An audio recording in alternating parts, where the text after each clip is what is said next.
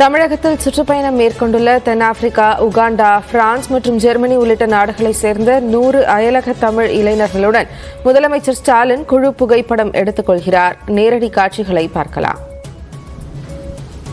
இதுகுறித்து கூடுதல் விவரங்களோடு செய்தியாளர் அபினேஷ் நம்மோடு இணைப்பில் இருக்கிறார். பேசுவோம். அபினேஷ், இந்த நிகழ்வு குறித்த மற்ற விவரங்கள்.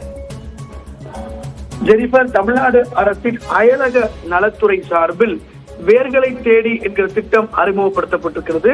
இந்த திட்டத்தில் 100 இளைஞர்கள் இன்றைக்கு தமிழ்நாட்டுக்கு வந்திருக்கிறாங்க.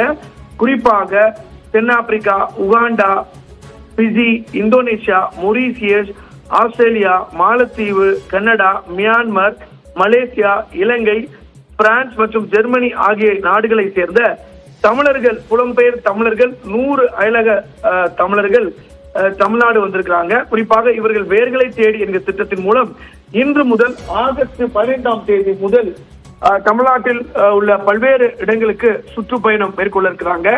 இவர்களுக்கென தமிழ்நாடு அரசு சார்பில் பிரத்யேகமாக பேருந்து வசதி ஏற்பாடு செய்யப்பட்டு தமிழகம் முழுவதும் இவர்கள் சென்று தமிழ்நாட்டினுடைய கலாச்சாரம், தமிழர்களுடைய கலாச்சாரம், ஏற்கனவே அவர்கள் தமிழர்களாக இருந்தாலும் கூட அவர்கள் பல்வேறு நாடுகளில போய் அவங்க புலம்பெயர்ந்து அங்க வாழ்றாங்க.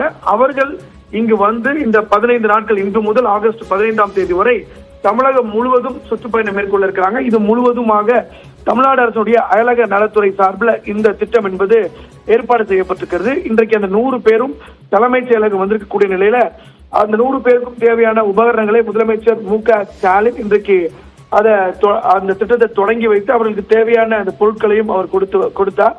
இந்த நிலையில இந்த நிகழ்ச்சியில தமிழ்நாடு அரசுடைய அயலக நலத்துறை அமைச்சராக இருக்கக்கூடிய செஞ்சி மஸ்தான் உள்ளிட்ட அரசு அதிகாரிகள் இந்த நிகழ்ச்சியில கலந்து கொண்டிருக்கிறாங்க.